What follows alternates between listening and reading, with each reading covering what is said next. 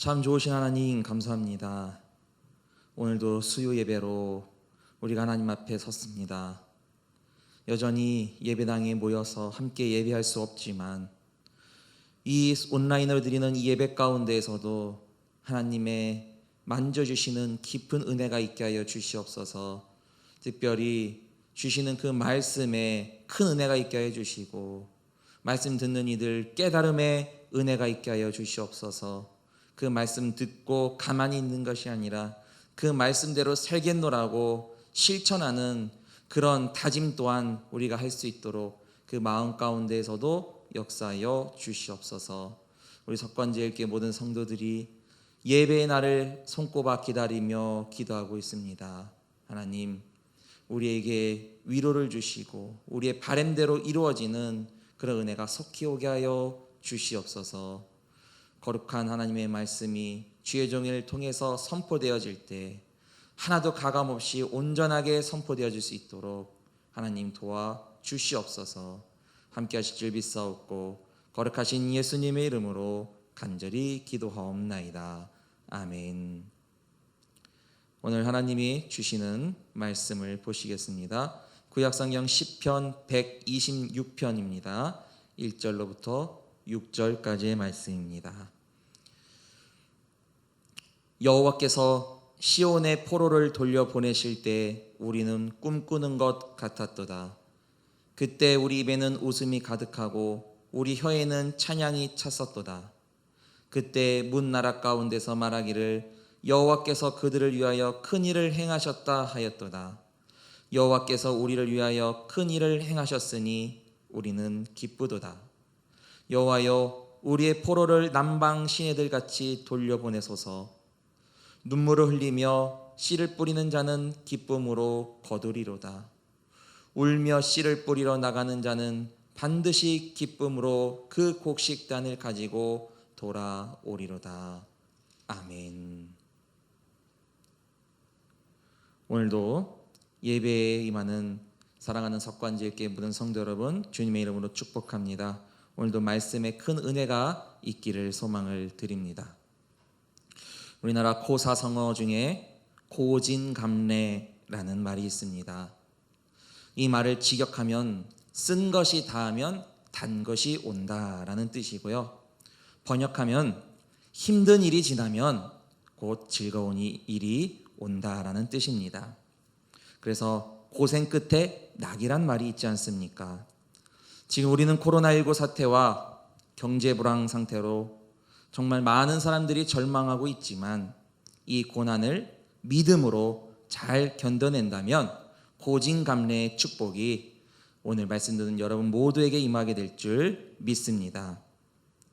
오늘 성경 본문도 이스라엘 민족의 고진감래의 이야기입니다. 시편 126편은 이스라엘 민족이 바벨론 포로 생활을 마치고 그 해방을 감격스럽게 노래하는 그 구원 사건의 내용을 담고 있습니다. 이스라엘이 멸망 후 정복자에 의해서 나라를 잃고 포로로 타국에 끌려가서 노예 생활을 했던 그 이스라엘 사람들의 모습을 한번 생각해 보십시오. 하루하루 눈물이 마르지 않은 날이 없었을 것입니다. 그들은 매일 울면서 하나님께 자신들의 잘못을 회개하고 다시 해방되는 날만을 손꼽아 기다리고 있었을 것입니다. 그런데 하나님께서는 정말로 은혜롭게 이스라엘 사람들을 포로 생활 70년 만에 다시 해방시켜 주셨고 그들을 다시 그들의 본국 고향으로 돌려보내 주셨습니다. 그리고 이스라엘 사람들은 이제 다시 그렇게 기다리고 원했던 하나님께 예배를 드릴 수 있게 되었습니다. 오늘 본문은 이스라엘 사람들이 그 예배의 감격을 안고 성전에 올라갈 때 오늘 이 말씀으로 찬송을 했습니다. 그래서 오늘 본문의 본문은 그들의 이스라엘의 해방의 노래요 구원의 찬송이라고 이렇게 제목이 붙여져 있습니다. 그리고 여기에는요 여러 가지 영적 의미가 또한 담겨져 있습니다. 바벨론 70년 포로 생활에서 해방된 이 사건은 훗날 인류의 십자가 구속 사건을 예표하고 있는 것입니다. 다시 말하면 바벨론으로부터 이스라엘 사람들 해방된 이 사건은 신약으로 넘어와 예수님의 십자가 대속으로 인해서 모든 죄인들이 죄에서 해방된 그 사건을 예표하고 있다라는 것입니다. 따라서 오늘 말씀을 우리가 함께 묵상하면서 우리도 마음속에 이런 다짐을 했으면 좋겠습니다. 나도 예수 믿고 죄에서 해방되었네. 그런 감격이 오늘 말씀 듣는 여러분 모두에게 있기를 주님의 이름으로 간절히 축복을 드립니다. 오늘 말씀을 유심히 보니까 오늘 이 시편의 시인은 이스라엘 민족의 그 마음을 농부의 인생으로 표현을 하면서 시를 지었습니다. 5절 말씀을 함께 보십시오. 눈물을 흘리며 씨를 뿌리는 자는 기쁨으로 거두리로다 라고 이렇게 적혀 있습니다. 특별히 이 9절 말씀은 교회에서 전도자들을 파송할 때 많이 인용될 때 사용되는 구절이기도 하죠. 또한 고난을 당해서 기도하는 자들을 위로할 때도 많이 인용되는 구절이기도 합니다. 왜 여러분 농부가 씨를 뿌립니까? 그것은 가을에 기쁨으로 단을 거두기 위해서 농부들은 이른 봄부터 씨를 뿌리는 겁니다. 그렇다면 오늘 성경에서 우리의 인생을 농부로 이렇게 비유를 했는데 농부와 같은 인생을 살고 있는 우리가 훗날 기쁨의 단을 거두기 위해서 어떻게 살아가야 하겠습니까? 전도자들도 그렇고 고난 가운데 기도하고 있는 사람들도 그렇고 마찬가지로 가만히 있어서 이루어지는 것은 없다라는 것입니다. 아무것도 하지 않고 거둘 수 있는 것은 없다라는 것입니다. 저는 10년 전 상가 건물에서 개척을 시작해 보았기 때문에 오늘 이 본문 말씀을 누구보다도 몸소 체험했던 사람입니다. 가만히 앉아서 교인들이 오기만을 기다리면 절대로 교인들이 교회에 오지 않았습니다. 덥건 춥건 아프건 늘 전도지를 들고 그 전도지를 사람들이 땅바닥에 버리는 한이 있어도 날마다 나가서 전도를 했습니다. 그리고 매일 눈물을 흘리며 기도를 했습니다. 그렇게 해야 교회 예배당이 1명씩 2명씩 채워지는 그런 은혜를 경험할 수가 있었습니다. 노력 없이 눈물 없이 이루어지는 것은 세상에 그 어떤 것도 없습니다. 행여 그것이 만약에 대가 없이 이루어진 거라면 그것은 결코 좋은 열매가 아닙니다. 기쁨의 열매가 아닙니다. 그것은 오히려 독이 될 수밖에 없는 것입니다. 여러분, 그러므로 우리의 인생은 귀하고 좋은 결과를 얻기 위해선 반드시 겪어야만 하는 그 과정이 있습니다. 그것을 통과해야만 하는 거예요. 그것이 바로 오늘 성경 본문의 말씀처럼 눈물로 씨를 뿌리는 겁니다. 그래서 먼저 우리는 항상 삶 속에서 눈물을 흘리는 그런 마음이 있어야 됩니다. 애통할 수 있는 그런 마음이 준비되어 있어야 합니다. 오늘 성경 본문 5절 말씀에서도 눈물을 흘린다고 했고요. 6절에서도 울며라고 했습니다. 농부가 씨 뿌리기 전에 눈물을 흘리고 울었다라는 것입니다. 비유적 표현이지만 이스라엘 민족들이 해방이 되기까지 그 과정 가운데 엄청나게 많은 눈물의 씨를 뿌렸다라는 것입니다. 맞습니다. 우리 인생은요, 눈물 없이는 살 수 없는 인생입니다. 그런데 우리는 어떻게 살아가고 있어요? 믿음의 단을 거두기 위해서, 믿음의 열매를 거두기 위해서 여러분 정말 눈물을 흘리며 살고 있습니까? 영혼 구원을 위해서 우리는 얼마나 눈물을 흘려봤습니까? 그런데 우리는 도무지 눈물을 흘리려고 하지 않습니다. 수고하지도 아니하고요, 수확하려는 인생을 살아가지도 않고 그저 그렇게 살아가고 있지는 않습니까? 땀도 눈물도 없으면서 우리는 늘 하나님의 풍성한 소득을 염원하며 그렇게 살아가고 있지는 않았습니까? 그런데 창세기 3장 17절에서 그렇고 19절의 말씀에도 분명히 기록되어 있습니다. 너는 내 평생에 수고하여야 그 소산을 먹으리라고 하셨고요. 내가 흙으로 돌아갈 때까지 얼굴에 땀을 흘려야 먹을 것을 먹으리니라고 하나님께서는 분명히 말씀하셨습니다. 학생이 최선을 다하지 않고 어떻게 우등생이 될 수 있겠고, 농부가 눈물을 흘리지 아니하고 어떻게 많은 열매를 맺을 수 있겠습니까? 하물며 우리가 기도하지 않고 영혼을 위해서 눈물을 흘리지 않고 어떻게 부흥을 기대하며 살아가고 있겠습니까? 16세기에 영국에서 활약한 유명한 철학자 프랜시스 베이컨은 이렇게 얘기했습니다. 초목은 이슬로 자라고 인생의 영혼은 눈물로 자란다고 했습니다. 그러므로 우리에게 눈물은 너무나도 당연한 것이고요. 그 눈물에 인색해서는 안 될 것입니다. 그렇다면 우리는 어떤 눈물을 흘려야 됩니까? 눈물에도 종류가 많죠. 기쁨의 눈물도 있고 아픔의 눈물, 슬픔의 눈물, 분노의 눈물도 여러 가지가 있지만 먼저 우리는 참회의 눈물을 흘려야 됩니다. 다윗이 밧세바와 간음했을 때 나중에 어떻게 하나님께 용서받았습니까? 참회의 눈물이었습니다.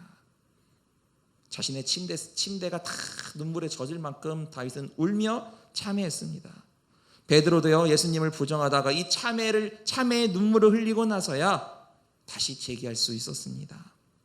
그 다음에는 노고의 눈물, 즉 수고의 눈물이 있어야 됩니다. 너무 힘들어서 눈물이 흘릴 정도의 그런 수고의 눈물이 있어야 된다는 것이죠. 대표적으로 이 눈물을 흘린 사람을 꼽으라고 하면 저는 사도 바울을 말하고 싶습니다. 사도 바울만큼 정말로 힘들게 사역한 사람이 있겠습니까? 사도 바울은 정말로 성경에는 다 기록되어 있지 않지만 정말로 너무나도 힘들어서 많은 눈물을 흘렸을 것입니다. 그 결과 신약의 모든 대부분의 이야기를 사도 바울의 삶을 통해서 기록되어지지 않았습니까? 그리고 마지막으로는 헌신의 눈물을 흘려야 됩니다. 예수님의 이 헌신의 눈물이 있었기 때문에 우리의 죄를 십자가에서 대속할 수 있었던 것입니다.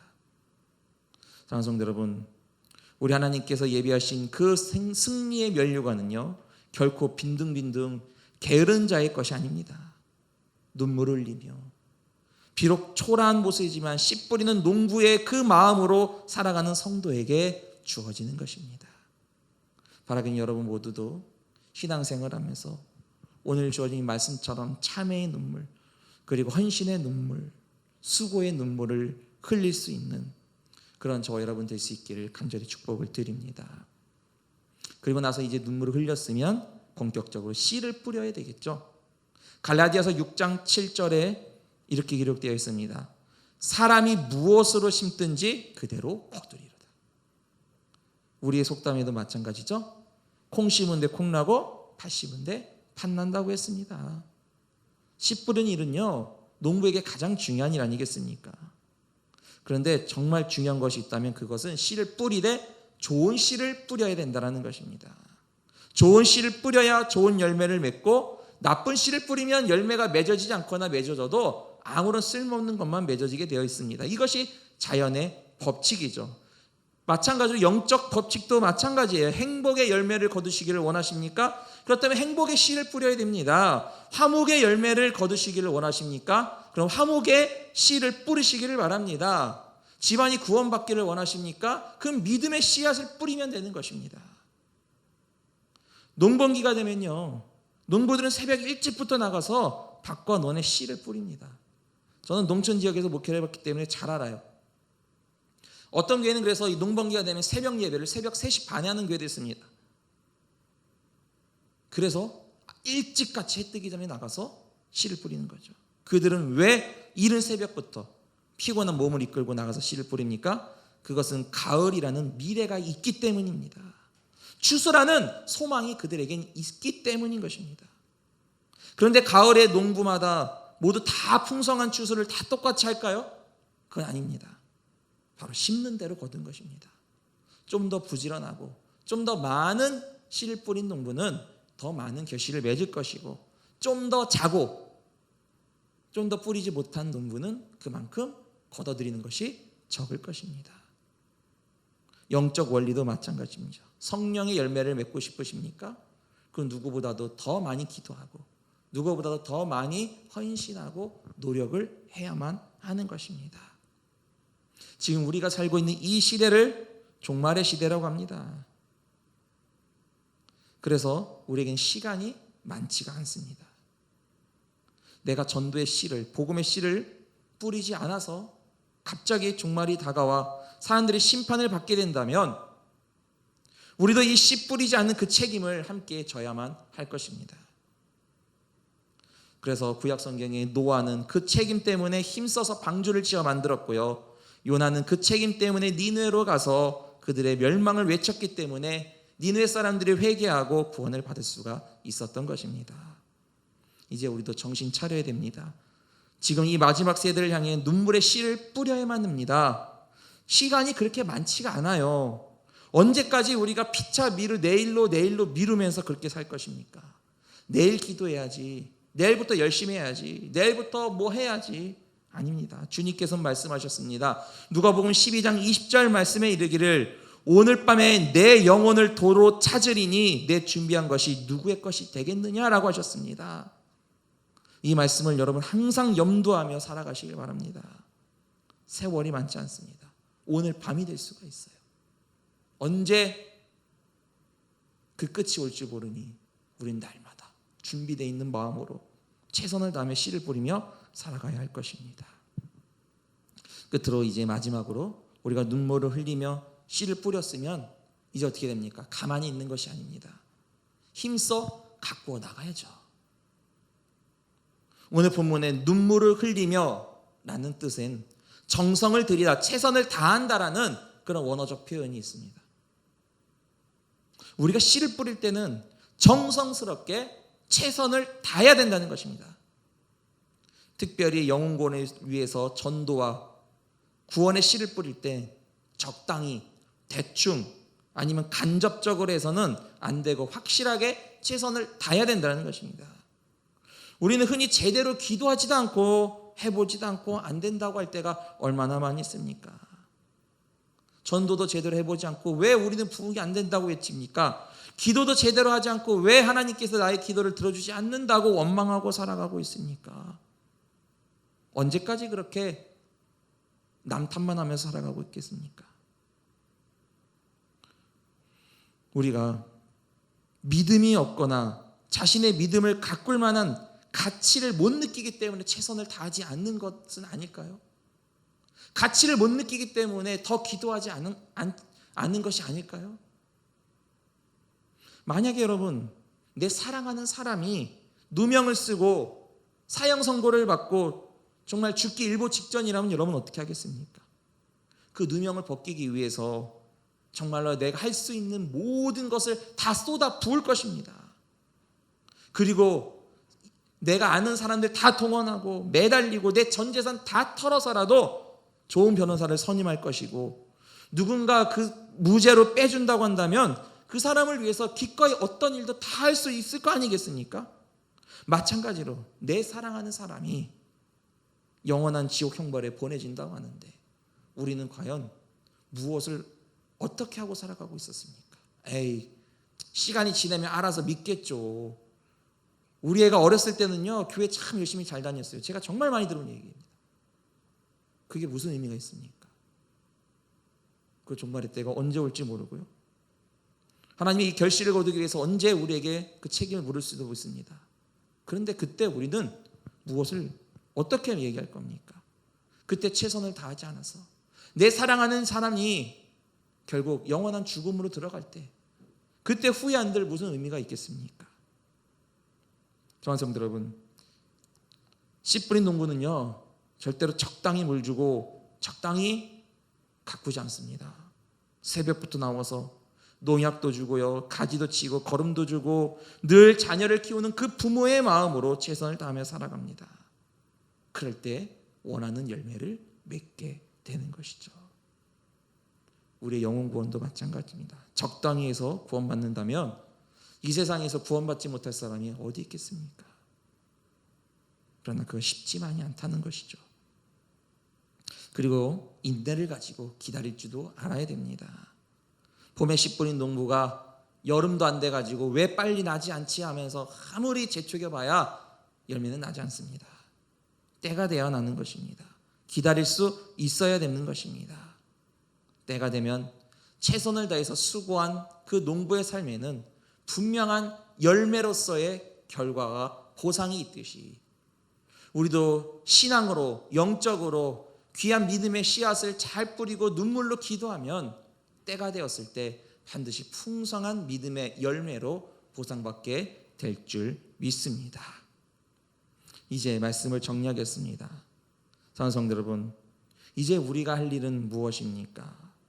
그저 주어진 상황에서 최선을 다해서 이제 함께 씨를 뿌리며 가꾸는 일에 노력하며 나아가야 할 것입니다. 명심하십시오. 우리 인생은 그렇게 길지가 않습니다. 빨리 지나갈 것입니다. 일할 수 있는 밤이 속히 도래하게 될 것입니다. 이제 씨 뿌리는 이 농부의 사명을 잘 감당하시며 살아갈 수 있길 바랍니다. 오늘 이스라엘 민족들은 정말로 그 해방의 날을 위해서 너무나도 오랜 시간을 눈물을 흘리면서 기다렸습니다. 그리고 나서 그들이 해방되었을 때 그들은 진정 그 예배의 감격, 구원의 감격을 누릴 수가 있었습니다. 우리도 열심히 씨 뿌리는 농부의 마음으로 부지런하게 더 모이게 힘쓰고 더 많은 눈물의 씨앗을 저 구원받을 사람들을 향해서 그들을 위해서 기도할 때 분명한 놀라운 성령의 열매가 여러분 삶 속에 맺어지게 될 줄 믿습니다. 코로나19로 어지러운 이 시절, 모이기에 힘들다는 이 시대에 우리는 더욱더 농부의 마음으로 부지런히 기도하고 부지런히 예배자로 서야 할 것입니다. 훗날 정말 여러분 삶 속에 많은 축복의 열매가 맺어지기를 주님의 이름으로 간절히 축복을 드립니다. 기도하겠습니다. 하나님, 힘들고 어려울 때일수록 더욱더 하나님 앞에서 부지런하게 살게 하여 주시옵소서. 게으르지 않게 도와주시고 예배로 우리가 모이지 못할 이때에 더욱더 예배자의 확고한 마음으로 씨 뿌리는 농부의 마음으로 우리가 살게 하여 주시옵소서. 죽어가는 저 영혼들을 외면치 않게 도와주시고 그들을 위해서 최선을 다해서 곡식을 가꾸는 농부의 마음으로 그들의 영혼을 우리가 가꿀 수 있도록 도와주시옵소서. 우리 구주 예수님의 이름으로 간절히 기도하옵나이다. 아멘.